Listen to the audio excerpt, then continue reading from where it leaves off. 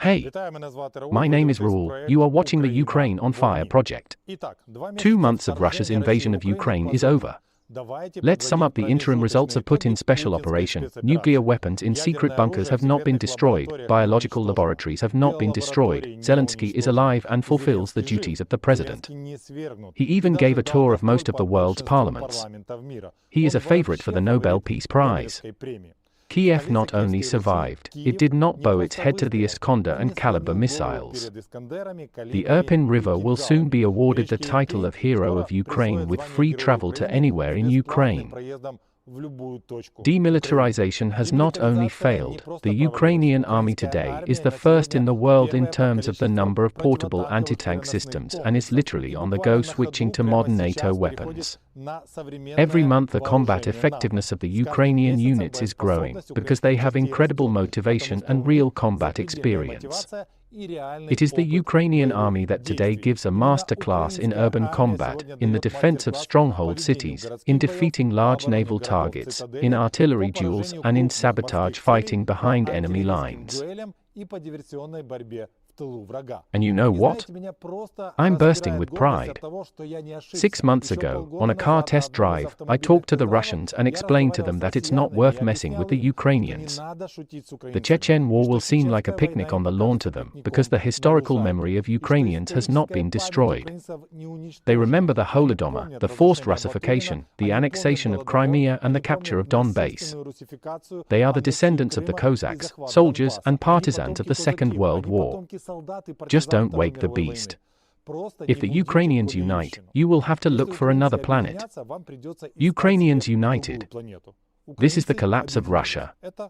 6 months later, as a result of a permanent military defeat, Russia also lost the war of ideologies.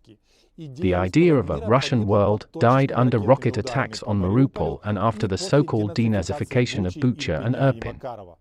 Confirmed by pro-Russian MP Rozavsky, who was shot dead by Russian soldiers for refusing to pour vodka. Billions of dollars invested in collaborators were embezzled by the FSB and collaborators, who turned out to be corrupt officials and swindlers. Together with the Russian world, following the Russian ship, the Russian Orthodox Church is gradually setting off. After the abandonment of the Easter truce and the murder of a 3-month-old baby in Odessa, this is all inevitable. After the murder of the priest, who with a cross went against the Russian armored personnel carrier and was shot at point-blank range, this is inevitable.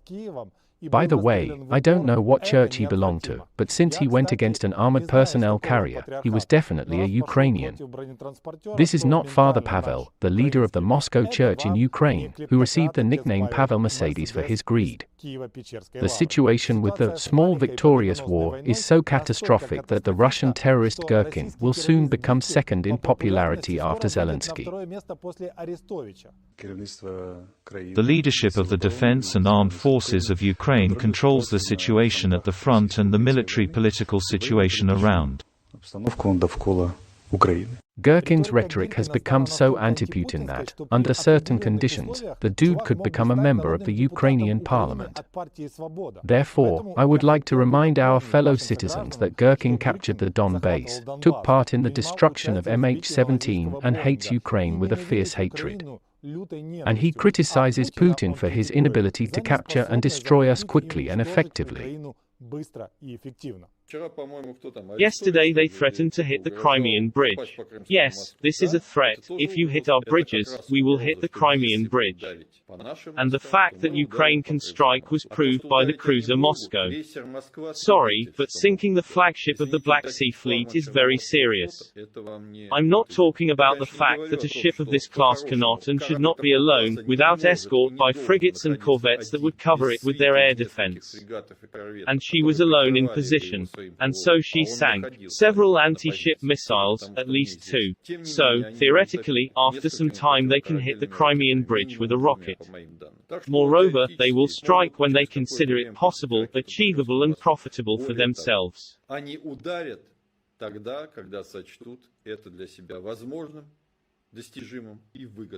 And, of course, the sanctions are starting to work.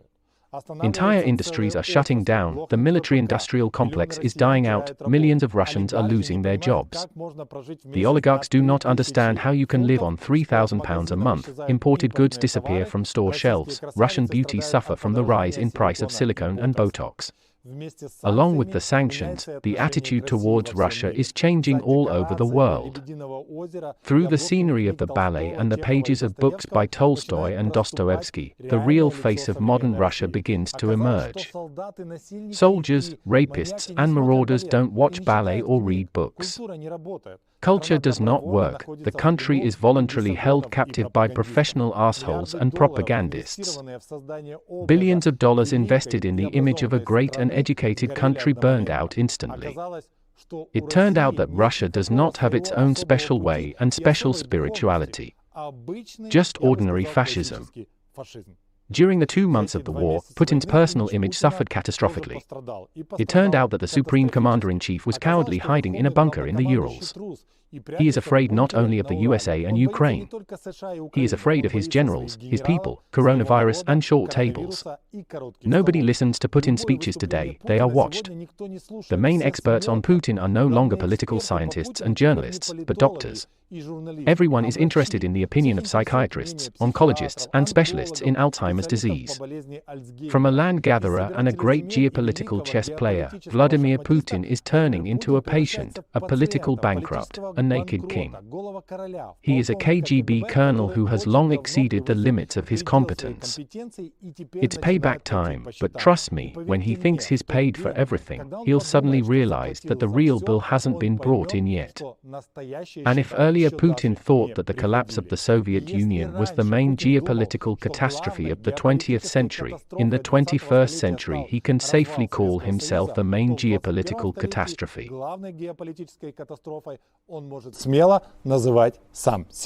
It took Vladimir Putin 60 days to achieve such stunning results. I don't know who will be the first to call him a national traitor and an agent of the West.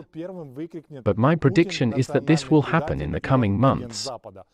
Because Russia can never be guilty, it was again deceived by a crafty dictator. Remember my prediction.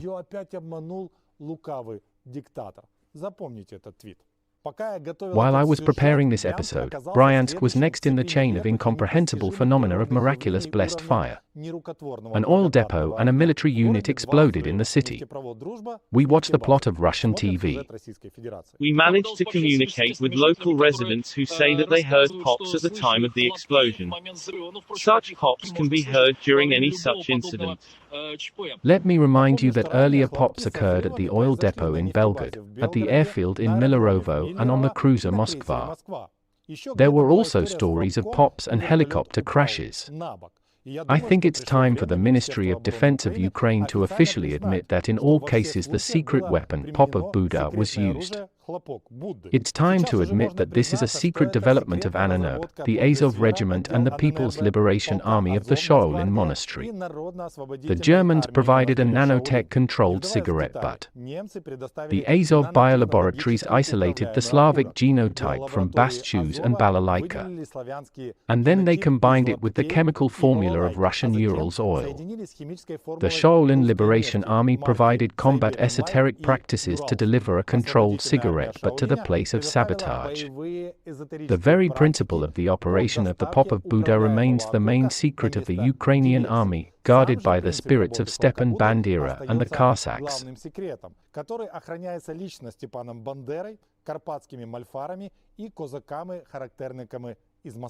Here you are again thinking that I'm talking nonsense.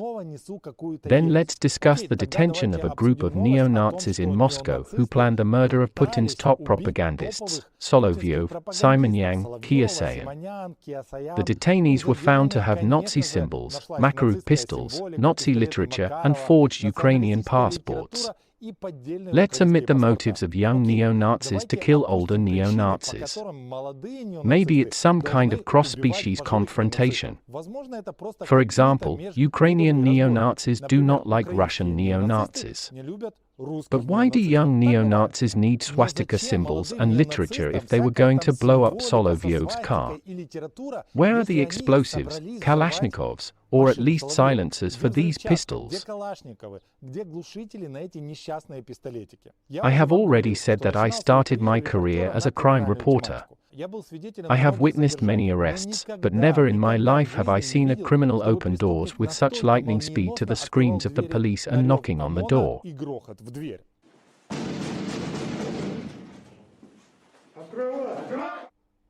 On the contrary, usually the offender is in no hurry, trying to destroy some evidence or put up resistance. But the most interesting thing is Molotov cocktails in plastic bottles. Seriously?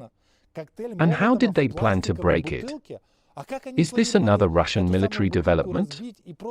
There are much more such inconsistencies and outright nonsense in this production than in my story about a controlled cigarette butt, because cruisers sink from them, but Mr. Solovyov does not from plastic Molotov cocktails.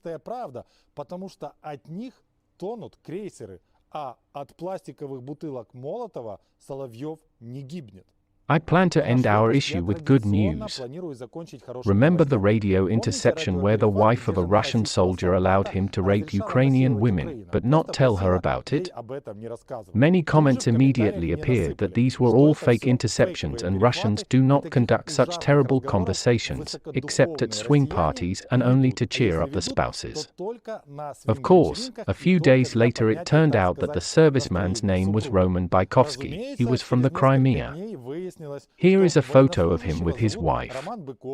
Yesterday it was reported that Roman was taken prisoner in eastern Ukraine. If this is true, he will call his wife soon. We'll be able to giggle again on the phone.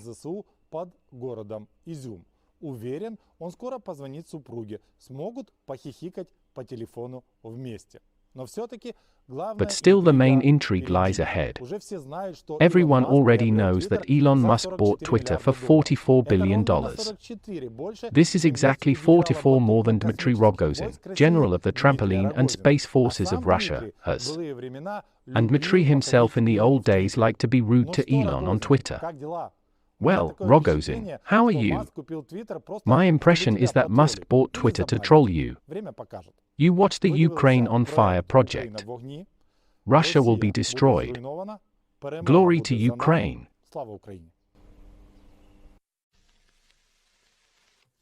And now I'll show you where.